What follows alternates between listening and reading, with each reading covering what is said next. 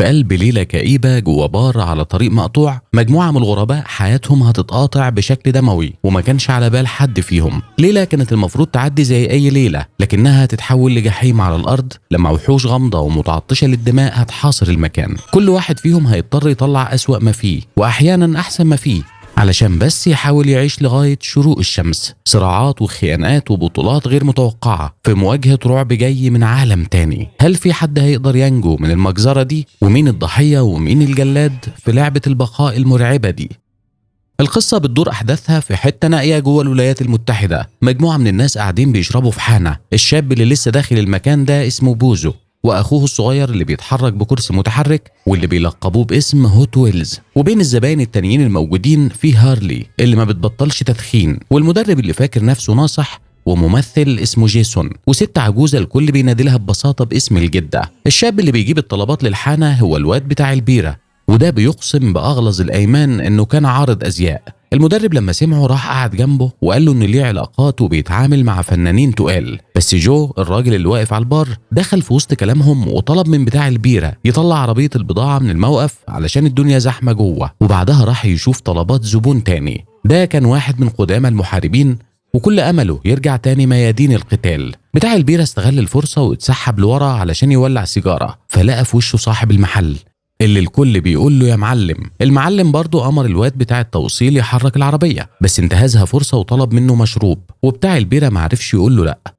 وفي الوقت ده المدرب كان حاطط عينه على هاني، بنت شغالة جرسونة وكل حلمها تسيب المكان ده وتشق طريقها في التمثيل. وعلى النقيض منها خالص زميلتها تيفي، دي واحدة أم لوحدها وحياتها كلها نكد، ومربية ابنها كودي في الدور اللي فوق. لما وردية هاني انتهت المدرب عرف يقنعها تروح معاه مشوار، بس الجو الرومانسي اتعكر لما جاء وقت الحساب. وهو بيطلع محفظته دبلة جوازه فرت ووقعت على الترابيزة قصاد عينيها، وده خلاها تتغاظ وتغضب. وبعدها بنعرف سبب نكد تيفي، وهو إنها مضطرة تعمل تنازلات لصاحب المكان. في نفس اللحظة بوزو كان بيدور على أي حد يلعب معاه دور بلياردو، ولما ما لقاش حد اتعصب وفضل يزعق ويضايق كل اللي في المكان. جو قال له تلم شوية، والاتنين مسكوا في خناق بعض لحد ما حصلت حاجة ما كانتش على بال حد. فجأة راجل شايل سلاح شكله مصاب هجم على البار وهو بيصرخ إن اللي عاوز يعيش لازم يسمع كلامه. جو في لمح البصر مد إيده تحت البار وسحب طبنجته وصوبها ناحية المقتحم ده، واللي قال إن اسمه إيريك. لما إيريك حس إن أسلوب البلطجة ده مش هيجيب نتيجة، طلع راس شكلها مقزز وملزقة وشرح لهم إن في 4 تانيين زيها. هو ما يعرفش مصدرهم، بس أكد إنهم متوحشين وجعانين موت، وإنهم في طريقهم للبار حالا. الكل سمع الكلام ده وهم في حالة ذهول تام، وبتاع البيرة نفذ الأوامر لما إيريك قال له يتصل بالشرطة أو يا ريت بالجيش. حسب كلام إيريك مفيش مخرج من المود ده غير إنهم يقفلوا أي فتحة باب أو شباك كويس جدا لحد ما توصل قوة ومعاها السلاح. جو كان لسه مطمن للراجل الغريب ده، بس إيريك رد عليه بثقة إن هو الوحيد اللي في إمكانه ينقذهم. كلامه يا دوبك خلص ووحش اخترق الشباك زي الصاروخ وخطف إيريك. الكل اتسمر مكانه وهو شايف إيريك بيقاوم والوحش بينهش راسه والدم نطور في كل حتة وغرق هاني. وسط الهرج والمرج ده مسدس جو ضرب طلقة اخترقت السقف وراحت في رجل المعلم. ولما الوحش خلص على إيريك وجثته اتهبدت في نص الصالة خلاص بقت من غير رأس، مسدسه اتزحلق لحد الباب التاني للبار، واللي دخلت منه واحدة تانية اسمها جين بتسأل عن جوزها إيريك. أصوات زمجرة مفزعة بدأت تطلع من ورا الباب ده، وجين بسرعة حاولت تسده وحطت بندقيتها كمتراس. وفوق تيفي كانت استوعبت إن مصيبة بتحصل تحت، فجريت خبت كودي في دولاب وقالت للولد ملوش دعوة وما يخرجش مهما حصل. في اللحظة دي جين اتعرفت على اللي لسه باقي من جوزها، بس مفيش وقت للعياط والندب لأن واحد من الوحوش كان خلاص بيقرب بره ولازم الشباك يتقفل فورا. العسكري السابق عرض على جين المساعدة، بس في ثواني مخلب الوحش اخترق جسمه. واحد من المخلوقات دي كان حجمه أصغر وشكله لسه بيبي، عرف يتسلل من الفتحة الباقية ودخل وعمت الفوضى. هارلي سحبت مسدسها وحاولت تصطاد الوحش الصغير، بس كان أسرع منها والطلقة جت في التليفون قبل ما بتاع البيرة يلحق يعمل مكالمة استغاثة. والوحش البيبي هجم على هارلي ونهش حتة من رجلها، محدش اتحرك من مكانه يساعدها، فاضطرت تربط رجلها بأي حاجة فاستخدمت المنديل اللي على راسها. الضحية اللي عليه الدور كان صاحب جيسون. فجأة فروة راسه اتكشفت وبرضه أخد طلقة بالغلط من جو. الجدة اللي من أول الليلة وكاسها في إيدها كل اللي ظهر عليها شوية اشمئزاز لما الوحش شاف راس بقرة متعلقة على الحيطة وافتكرها واحدة من بنات جنسه وراح يتمسح فيها. جو استغل الفرصة دي بس برضه طلقته ما جاتش فيه، لكن على الأقل وقعت الديكور اللي على الحيطة، فالوحش الصغير وقع مباشرة جوه الديب فريزر. بوزو جري بسرعة وقفل عليه وقال بصوت عالي إن الكل كده بقى في أمان، بس رجع في كلامه في ساعتها لما سمع أصوات الزمجرة اللي جاية من بره. المرة دي محدش بقى عنده شك في حجم الكارثة، والكل تكاتف بسرعة علشان يسدوا أي منفذ.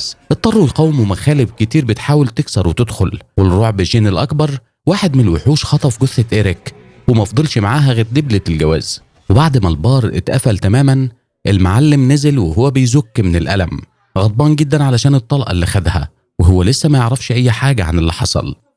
تيفي اتفزعت لما جو وراهم راس الوحش اللي إيريك كان جايبها. جين ما كانش عندها أي معلومات زيادة عن اللي إيريك قاله، حتى قالت إنها مش فاكرة إزاي وصلت للمكان ده أصلا. لما تيفي سمعت عن الخراب اللي الكائنات دي سببته طلعت تجري على فوق علشان تجيب كودي، وقلبها وقع في رجليها لما لقت الدولاب فاضي. بس بعدها بشوية لقيته مستخبي ورا فوتيه. جين وصلت وراها بتزعق إنهم لازم يقفلوا الشبابيك اللي فوق كمان، في نفس الوقت اللي تيفي كانت واخدة ابنها في حضنها وبتحلف إنها مش هتسمح لأي حد يأذيه. وفي اللحظة الفارقة دي الوحش حطم الإزاز وهجم على كودي والتهمه قدام عينيها.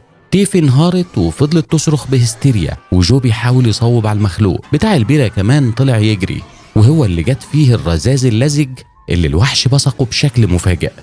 وبعد ما جين مسكت تيفي علشان ما تندفعش ورا الوحش اللي أكل ابنها قفلت الأوضة دي، والكل نزل على البار تاني يفكروا في حل. بتاع البيرة حاول ينظف نفسه من المادة اللزجة بس كانت مغطياه كله، وقال إنه لازم يتحرك على مستشفى فورا. جين رفضت تخليه يفتح الباب علشان ده معناه تعريض حياة الكل للخطر. اعترفت إن بنتها موجودة بره وإن عندها أسبابها علشان تخرج هي كمان، بس هي عارفة كويس إن محدش من اللي جوه يقدر يواجه الوحوش المفترسة دي. بتاع البيرة مشي وهو بيتكلم كلام مش مفهوم، وهاني كمان حاولت تنظف نفسها من الدم والقرف رغم إن الكل كان باصص عليها. المعلم قال إنه يفضل إنهم يتخلصوا من الجثث اللي جوه، ولما بوزو قرب من واحدة منهم أخذ أكبر مقلب في حياته لما الجثة اتنفضت فجأة. المجموعة قررت تشيل الضحايا وتنزلهم البدروم ويكملوا سد أي فتحات ممكن الوحوش تدخل منها للبار. هاني أخذت المسدس من هارلي واللي كانت خلاص فرقت الحياة بسبب النزيف اللي في رجلها. لما خلصوا ترتيب الدنيا وبقى واضح ان الهدوء هيرجع ولو للحظات، الديب فريزر بدأ يرتعش والوحش الصغير رجع يصوصو من جوه تاني. جين طلبت من الكل يحتفظوا بهدوءهم بس أكدت ان لازم يقضوا على الكائن ده بأسرع ما يمكن. المعلم اللي كان متحفز علشان يستخدم السلاح فرغ كذا طلقة في جنب الديب فريزر. في سكون تام الكل كان بيسمع بأعصاب مشدودة وأصوات صريخ البيبي بدأت تخف. المعلم يا دوبك هيبدأ يحتفل بالانتصار إلا ومخلب طلع من خرم في الديب فريزر ومسك في رجله. اللي لحقته كانت تيفي اللي هبدت المخلب المقرف ده بماسورة البندقية، وبعدين فضلت تضرب نار جوه لحد ما سائل اسود نطر. كل ده كان دليل انهم قتلوه. رغم انهم انتصروا بس صعوبة القضاء على مجرد عيل صغير من الوحوش دي جابت للكل احباط. لما ايقنوا ان مواجهة الوحوش الكبيرة مستحيلة المدرب شاف ان دي فرصته للظهور وشرح لهم ان في اي مواجهة المنظر العام هو الاهم، فكل اللي عليهم يعملوه انهم يخلوا الوحوش يقتنعوا ان البشر اللي جوه دول اخطر منهم بكتير. علشان كده امر جو يفتح الديب فريزر وقعد ينخس في بقايا البيبي بانبوبة حديد طويلة. جين وافقت انهم يفتحوا بس حتة صغيرة من الشباك علشان يقدر يعلق الجثة دي بره، كأنه بيوريهم ان البشر اللي في البار ده ممكن يعملوا فيهم ايه. الريحة ما جابتش وقت طويل علشان تشد الوحوش، واللحظة الكل اترعب ان الخطة دي هتجيب نتيجة عكسية وان الوحوش هتيجي تنتقم لابنهم. بس اللي حصل كان صدمة اكبر بكتير لما الوحشة الام بلعت البيبي كله، والاتنين بدأوا يتجوزوا في ساعتها. ولزيادة الطين بلة الموضوع ده نتج عنه حمل بسرعة البرق، وفي دقايق معدودة الأنثى بدأت تولد أطفال تانيين أعنف من الأولاني. وبعد ما سدوا الفتحة بسرعة الكل قعد يلعن في فكرة المدرب العبيطة دي، والمعلم سأل جين هي ازاي وقعت في الكائنات دي. شرحت له انها كانت سايبة بنتها تشارلي عند امها علشان تخرج هي وإيريك شوية، وبعدها بوقت قليل عربتهم لبست في واحد من الوحوش، لقوا الراس مرمية على الطريق وباقي القطيع ظهر وراهم وفضل يطاردهم من وقتها. لما المعلم سمع الرواية دي استنتج ان كل اللي بيحصل ده انتقام بسبب الحادثة، وحمل جين مسؤولية انها جابت لهم البلاوي دي لحد البار عنده. صوب المسدس ناحيتها وقال انه بيفكر يسلم الوحوش اللي هم عاوزينه مادام ده هينقذ الباقيين. جين كمان رفعت سلاحها وفكرته ان مفيش حد من اللي جوه هينجو بعد ما علقوا جثة الوحش الصغير بره الشباك. في اللحظة دي بتاع البيرة بدأ يهيج تاني ويوريهم خصل شعره اللي بتقع والكتلة المرعبة اللي بتتحرك تحت جلد دراعه. دخل في نوبة هستيريا وقعد يقول كلام ملوش معنى، ان كل حاجة هتبقى زي الفل وان الخبراء زمانهم في السكة. وهو غرقان في أوهامه تخيل انه سامع صوت جنازير الدبابات وقرر يطلع يبص بصة، بس في نفس الثانية عينه اتشفطت لبره وطلعت من مكانها. والناحية التانية من البار المدرب كمان اتعرض لهجوم وفي الآخر بنطلونه اتقطع، وده خلى الجدة تقع من كتر الضحك. لما فهموا ان ده كان هجوم منظم جين والمعلم بدأوا يعدوا الطلقات اللي معاهم، وكانت النتيجة محبطة. هاني عرفت تخطف طلقة منهم بس ما كانتش عارفة أصلا إزاي تعمرها في المسدس اللي سرقته. المعلم قال لهم إنه شايل علب ذخيرة زيادة في البدروم، وغير كده في جهاز لاسلكي فوق لو حد قلبه جامد يطلع له. ولأن بوزو كان طول الوقت بيعترض على أوامر جين وحتى قال إنهم محتاجين قيادة رجولية أكتر، هي اقترحت إنهم الاتنين يتولوا المهام الخطر دي. الخطة كانت انه يحاول يشغل اللاسلكي وهي تدور على الذخيرة اللي في البدروم. الاقتراح ده هز صورة الشجاع المصطنع اللي بوزو عاملها لنفسه وما وافقش يطلع الا لو حد طلع معاه. تيفي برضه اتبرعت تنزل مع جين تحت، والباقيين قعدوا في الصالة بيحاولوا ما يركزوش مع أصوات الخبط اللي جاية من كل باب وشباك. بوزو طلع لفوق مع جو والمدرب بس الاتنين وصلوه نص المشوار وقفلوا عليه الباب لوحده في الجزء اللي شبابيكه مفتوحة. كان خلاص هيقع لما رجله غرزت في الخرم اللي عملته طلقة جو، وبصعوبة كبيرة قدر يتماسك. طبعا كان مرعوب موت. لما وصل لآخر الأوضة لقى في وشه خفاش كان هيموته من الرعب، وبعدين لقى جهاز اللاسلكي أخيرا. بوزو بدأ يصرخ طالب النجدة وبيدي إحداثيات البار وما جابش سيرة الوحوش، بس صرخاته اتقطعت لما واحد من المخلوقات خبط اللاسلكي وقعه وجري من الأوضة. وهو لسه بيزعق بآخر التعليمات اللي عنده يمكن حد يسمعه الناحية التانية، قعد يدب على الباب ويترجاهم يفتحوا. جو حاول بس المفتاح اتكسر وبوزو اتنقص في آخر ثانية لما جين وصلت واستخدمت دبوس حلق علشان تفتح الكالون. لحقوا يقفلوا الأوضة بعد ما بوزو خرج على طول ومنعوا الوحش يدخل، بس حتة من الوحش فضلت متعلقة بره لحد ما جين عرفت تقطعها واتدحرجت على السلم واستقرت تحت كرسي هوت ويلز. الولد فرح جدا لما شاف اخوه عايش والاتنين حضنوا بعض، والمدرب بدأ وصلة ثانية من خطبه التحفيزية. فجأة البار اتعرض لهجوم كاسح من كل اتجاه والوحوش كلها بعيالهم بتهاجم الخشب اللي متسمر على الشبابيك. هاني اقترحت انهم يجروا على العربيات، ورغم ان المخاطرة كانت كبيرة جدا البعض وافقها لانهم لو فضلوا جوه مش هيستحملوا كتير. هوت ويلز قال انهم ممكن يبقى عندهم فرصة لو عرفوا يلهوا الوحوش في ناحية من البار ويهربوا من الناحية التانية. لما حد سألهم ممكن يلهوهم بايه، الولد قال فكرة ما عجبتش حد بس ما حدش كان عنده حل افضل، وباستخدام صابون سايل وسبراي شعر عمل كام قنبلة بدائية وربطهم في هارلي واستخدم جسمها كطعم. وجين ادت لتيفي ورقة متطبقة احتياطي لو ما رجعتش ونزلت البدروم مع المدرب، ومن هناك كانوا ناويين يجروا لأقرب عربية وبعدين يلموا الباقيين. وفي الوقت ده المعلم وبوزو كانوا بيجرجروا الفخ البشري لفوق وكانوا على وشك يحدفوه من الشباك. لما هارلي فتحت عينيها بدأت تصرخ وتستنجد. بوزو حاول ينقذها بس المعلم وقفه وخبطوا برجله على الأرض مرتين، ودي كانت الإشارة لباقي المجموعة إن الخطة ماشية زي ما اتفقوا. واحد من الوحوش ظهر بسرعة البرق وجر هارلي لبره بسرعة جدا لدرجة إن هوت ويلز كان هيفلت منه الحبل.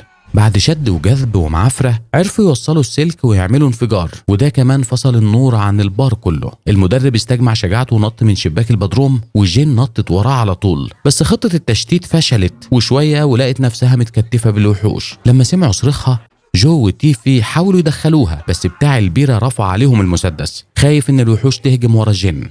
وفوق بوزو كان لسه متغاظ من تصرف المعلم واللي برضه هدده بالمسدس وطلب منه يكذب على الباقيين بخصوص اللي حصل لهارلي. الاتنين اشتبكوا مع بعض وبوزو قدر ياخد منه المسدس، وتحت تيفي كمان جردت بتاع البيرة من السلاح، بس جين كانت خلاص فقدت الامل انها تدخل من هناك. اتصابت بالغلط لما حاولت تدخل من الشباك اللي فوق، ولما بوزو اتخض وضرب عليها النار فاكرها وحش اتفزع لما اكتشف هو عمل ايه. والمعلم استغل الفرصة علشان يفكروا انه كل واحد فيهم بقى شايل سر للتاني. لما نزلوا تيفي اتصدمت بالخبر والمعلم حمل الوحوش المسؤولية. الورقة المتطبقة اللي جين سابتها مع تيفي كان فيها عنوان البيت اللي سايبة فيه بنتها تشارلي، وفي اللحظة دي تيفي حولت كل غضبها بسبب موت ابنها لطاقة علشان تعيش، ومسكت هي زمام الأمور في المجموعة.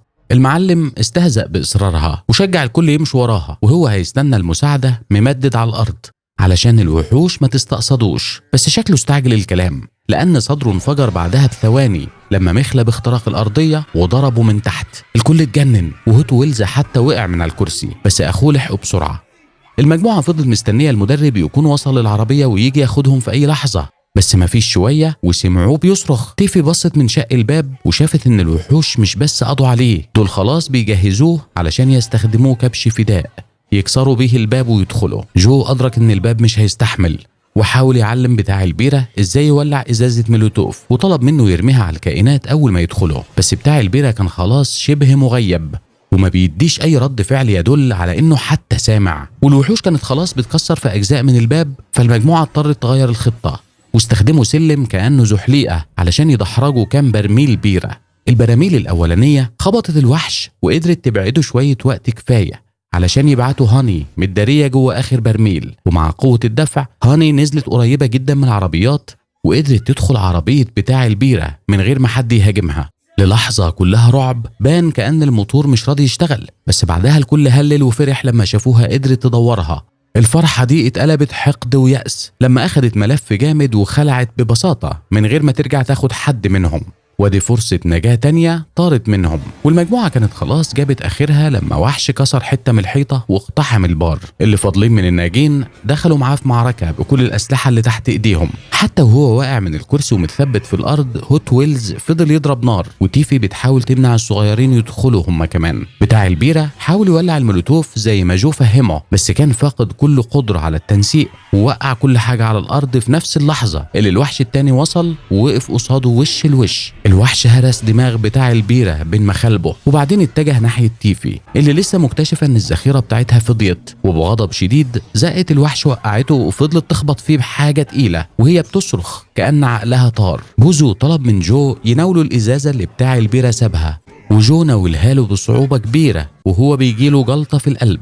العذاب ده انتهى برفسة سريعة من الوحش قضت على البارمان تماما. بوزو أخيرا عرف يولع الولاعة، بس اللهب اتطفى بسرعة. ده غير ان تيفي كانت متولية امر الوحش اللي فاضل. رغم ان الوحش كان شبه مغلوب اخد وقت على ما مات، وهي صبرها نفذ راحت مدخلة دراعها في زوره لحد ما اتخنق. بوزو كان مبهور بشراسة البنت وارتاح لما شاف النور بدأ يطلع، وبعدها شد اخوه من تحت الردم وشاله وراح بيه على العربية ومعاهم تيفي. قالت لهم ان تشارلي بنت جين في بيت قريب وقرروا يروحوا يجيبوها مع بعض. وفي البار بنشوف ان الجدة كانت مستخبية طول الوقت ده ويادوبك اتشجعت تفتح الباب سنة صغيرة، بس في لحظتها وحش هجم عليها. ودي نهاية الفيلم، ونتقابل في تلخيصة جديدة، وشكرا للمشاهدة.